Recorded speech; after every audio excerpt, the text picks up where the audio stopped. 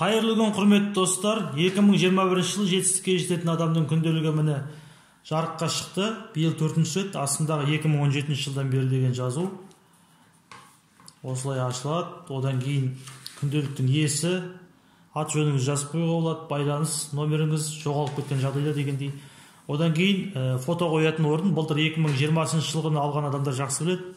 Ол кезде фотоны бір бетке қойғанбыз былай, биыл мынандай ұзын қылып қойдық. Бұны қойғандағы мақсат сіз түрегеп тұрған суретіңізді салу үшін. Мына жерге дейін жететіндей қою міндет емес, әрине. Сәл жетпей қалуы мүмкін, бірақ түрегеп тұрған суретіңіз соны жабыстыруға ыңғайлы болу үшін. Одан кейін мына жерде жылдың басындағы көрсеткіштерін жазасыз. Мына жерге бір жылдың басындағы суретті қоясыз, мына қасына жылдың басындағы көрсеткіштеріңіз, мысалға турникке неше рет тартыласыз деген сияқты жігіттер болса, қыздардың да өзінің бойыңыз, салмағыңыз дегендей өзіңіз алдағы жылы бір жыл бойы жұмыс істейтін көрсеткіштеріңізді жазып қоюға болады. Одан кейін жылдың соңында бұл жерге суретіңізді қойып, сол көрсеткіштерді қалай дамығансыз, соны жазуға болады жанына. Сол үшін жасалған бет. Одан кейін кіріспе бөлімі, қалай толтыру керек екенін түсіндіретін бөлімдер. Қазір біз сол туралы қысқаша айтып өтеміз. Одан кейін қаңтардың ақша жинайтын айқарма беті. Бұрын жазуды біз ортаға жазушық, енді сол жазуды жағына қойдық, бүйтіп желінбейтін орынның үстіне жазу жаздық. Осы жазудың үстімен желімдейсіз. Бұл жерде міне айдың аяғына дейін айлық табысыңыздың 10-нан 1 бөлігін жинап салып тастаңыз деген жазу бар. Енді әркім өзі біледі. Бұрын әртүрлі нұсқа ұсындық, осынша теңге жинаңыз немесе осынша деген сияқты. Биыл осындай қойдық, айлықтың 10-нан 1 кем дегенде. Енді өзіңіз білесіз, мүмкін айлық табысыңыз өте көп болса, жартысын салуға болатын шығар, қанша жинай аласыз, сонша салатындай. Одан кейін ортадағы бір жаңалық, сіз өткен айдағы ең пайдасыз шығыным деген бөлік бар, мына жерде орын бар. Мысалға сіз қай жаққа жұмсап қойдыңыз ақшаңызды. Біреудің айтқанына сеніп бір сатып алған шығарсыз, жарнамаға сеніп деген сияқты. Немесе бір керек зат сатып алған шығарсыз, қызығып кетіп, немесе тағы да бір нәрселерге пайдасы жоқ лотерея ойнаған шығарсыз деген сияқты, сондай бір нәрселерді жазып отыруға болады. Неге олай істедіңіз? Алданып қалдыңыз ба, немесе өзіңіздің бір әлсіздігіңіз ба деген сияқты. Енді олай істемеу үшін не істеу керек? Яғни ол адамдармен араласпау керек деген сияқты ма екен, бір өзіңізге анализ жасау үшін. Ең пайдалы жерге жұмсаған ақшам бұл жерде 4-ші бөлігі. Ол жерге жаңағы сіз мүмкін бір тілдің курсына жазылған шығарсыз, бір кружокқа жазылған шығарсыз дегендей, үйірмеге жазылған шығарсыз, сондай бір пайдалы нәрсеге салған ақшаңыз. Мүмкін бір кітап сатып алған шығарсыз. Одан кейін қаңтар айына жасаған жоспар былтырғыдай. Одан кейін қаңтар айының күнтізбесі. Жалпы әр айдың күнтізбесі, әр айдың жоспары осылай әр айдың басында тұрады. Күнтізбені мынандай форматта жасадық, әдемі сұрғылт фонымен. Мына күндер, мәселен сіз қаңтардың соңында болатын бір шараға қатысатын болсаңыз, осы жерге жазып қоюыңызға болады. Немесе осы күндердегі ең негізгі жұмыстар жазып отыруға болады. Әркім өзінің ыңғайына қарай пайдаланады. Одан кейін биыл осындай түрлі түсті фоны бар сөздер қостық. Сізге күш беретін, сізге ой салатын сөздерді қосуға тырыстық. Одан кейінгі ең үлкен жаңалықтың біреуі, мысалға аптасында бізде 7 күн осылай орналасады. Соның астында, сәрсенбінің астында бір орын бар. Бұрын біз бұл жерге де мәтін қойып жүрдік. Биыл оқырмандардың сұранысы бойынша кіріс шығысты есептейтін орын қалдырдық. Мысалға дүйсенбі күнгі шығысыңыз, кірісіңіз, сейсенбі осылай аптаның 7 күндегі кіріс шығысыңызды жазып отыруға болады. Енді кәсіпкер емес адамдар күн сайын табыс таппауы мүмкін, кіріс күн сайын болмауы мүмкін. Онда тұрған ештеңе жазбай кетесіз, шығыстарыңызды жазып отырасыз, шығындарыңызды. Одан кейін мысалы айына 2 рет мүмкін аванс аласыз, одан кейін айлық аласыз, сол кезде кірістер жазып қоюға болады. Сосын артынан есептеп көріңіз шығындарыңызды, қанша шығын кетті бір айда. Одан кейін кірістеріңіз, қанша кіріс кірді, екеуі бір-біріне тең бе, кіріс көп пе, шығын көп пе. Егер де шығын көп болса, қайдан ақша кіріп жатыр? Мүмкін сіз қарызға кіріп бара жатқан шығарсыз. Егер кіріс көп болса, шығын аз болса, бірақ сізде ақша жоқ болса, ол ақша қайда кетіп жатыр деген сияқты өз-өзіңізге анализ жасау үшін таптырмайтын нәрсе. Сосын әрбір айдың, әрбір күннің тұсында 3 белгілейтін жер бар. Бұны көп адамдар түсінбепті. Видеолардан жылдың соңындағы байқаймыз. Мысалға, мәселен мен мына 3 түрлі белгіні 3 түрлі нәрсеге қойдым дейік. Мысалға, біріншісін күн сайын жасап жүрген мысалы бір ғылыми жұмысым болса, мен ғалым адам болсам, ғылыми жұмысымның бір бетін болса да жазуым керек деген мақсат қойсам, мысалы алда докторлық диссертациямды қорғау келе жатыр деген сияқты бір мәселен кейін сондай бір нәрсе болды дейік. Онда мысалға мен біріншісін соған белгілеп қойма болады. Бір жыл бойы мен осылай істеймін деп. Сосын мысалға бүгін бейсенбі 27 қаңтар болса, мен сол күні сол жұмыс істеген болсам бүйтіп белгілеп қоямын. Сосын келесі күні ол жұмыс істелмей қалды, онда белгіленбейді. Сөйтіп жылдың соңында мына қаңтарда неше күн белгіледім, соны санаймын. Сөйтемін да жылдың артында осыны белгілейтін жер бар. Мысалға бірінші бояйтын жер, міне бірінші бояйтын жер. Қаңтарда санаймын. Санаған кезде мысалға 15 күн жазып, 15 күн жазбаған болсам, мен жерден 15 күнді белгілеймін. 1, 2, 3 деп өйстіп 15 күнді белгілеймін мысалға. Мәселен 15 күнді белгілеп шығамын. 1, 2, 3, 4, 5, 6 деп белгілеп шығамын. Сосын қаңтарда 15 күн болды мысалға, ақпанда егер мен 20 күн жұмыс істеген болсам, онда ақпандағы ғана санаймын да, сосын 20 күнді бүйтіп белгілеп шығамын мына жерден. Осылай белгілеп шығамын, мәселен сөйтіп көруге болады мысалға мына жерден неше күн белгіленді. Одан кейін наурызда 3-ақ күн жұмыс істеп қалуы мүмкін, бір жағдай болып, бір жаққа кетіп қалып деген сияқты.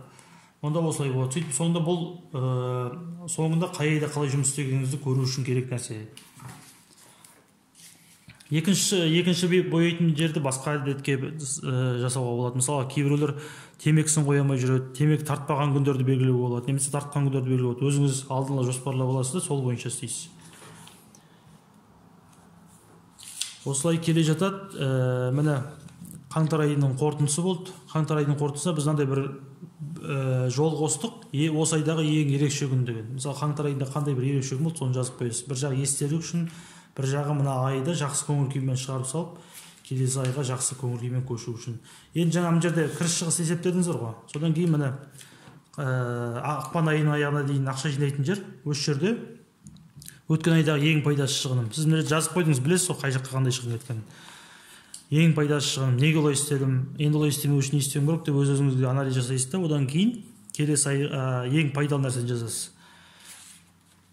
Келесі айда пайдалы нәрсеге жұмсау үшін не істеу керек екенін ойланасыз сол кезде. Ақпан айына жасалған жоспарым осылай кете береді. Мына бір айдың несін көрсеттім сіздерге. Осылай кете береді. Әр ай сайын сіз ақшаңызды дұрыс жоспарлап, әдеттеріңізді дұрыстап, алға қарай жылжи бересіз.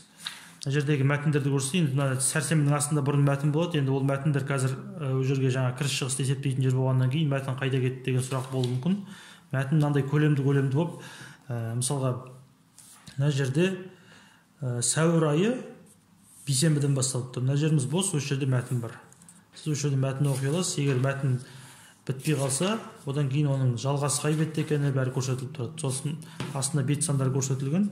Сол бойынша тауып алып, ары қарай оқи бересіз бүйтіп. Биыл мына жерде бір тапсырма бар. Бір жақ өтініш істеуге болады сіздерге. Мынау сәуір айының соңына қарай, мамыр айының басына қарай бір сенбілік жасасақ деген нәрсе бар. Бәріміз сенбілік ұйымдастырсақ, осы күнделікті сатып алған адамдар, сосын хэштег бойынша пост жазсақ Инстаграмға, сөйтіп бір-біріміз көреміз, неше адам істеді, кімдер істеп жатыр. Біз ол сенбіліктен де әркім өзінің жағдайына қарай жасайды. Қалалық жерде тұратын болса, ауласында жасауына болады. Егер ауласы таза болса, қаланың сыртына шығып жасауға болады деген сияқты. Ауылдық жерлерде маңайдағы орман тоғай, тау тас, өзен көлдің бойы деген сияқты сенбілік жасайтын жерді адам табады, алдын ала ойластырса. 1 мамыр мерекесі қарсаңында осы аптаның ішінде әйтеуір дүйсенбі бола ма, сейсенбі бола ма, осы хэштег бойынша бір-бірімізді тауып неше сенбілік жасағанын көруімізге болады. Одан соң осылай қайталанып отырады мәтіндер. Сіз тек осы бір ырғаққа түсіп алып, ай өткен сайын ақшаңызды бәрін дұрыстап, мәтіндерді оқи отырып, шабыт алып, әдеттеріңізді қалыптастыра отырып, өз-өзіңізге есеп бере отырып, айдан айға өз-өзіңізді жақсарта беруіңіз керек. Енді жылдың соңында, мысалға мына жерде шілде айында біз сізге бір маңызды бір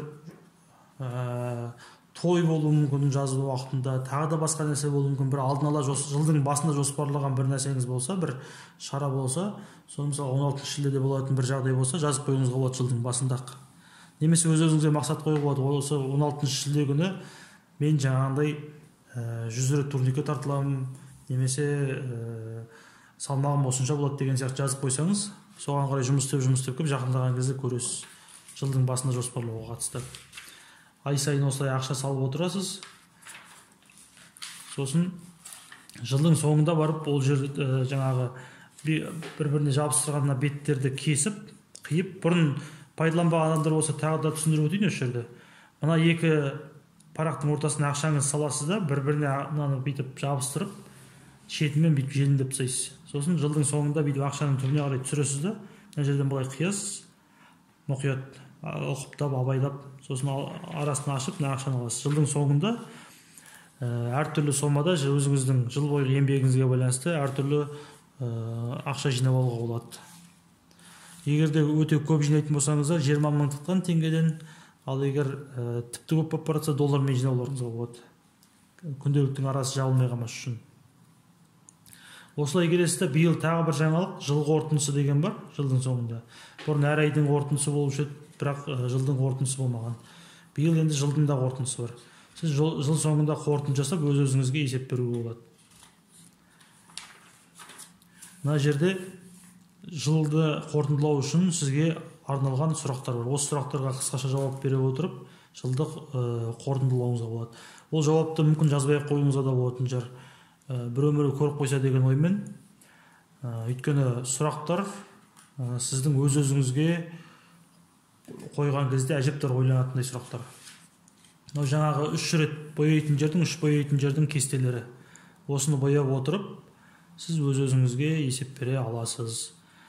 Алдағы 2021 жыл бәрімізге жайлы болсын, тек жақсылыққа толы болсын. Күнделікті алыңыздар,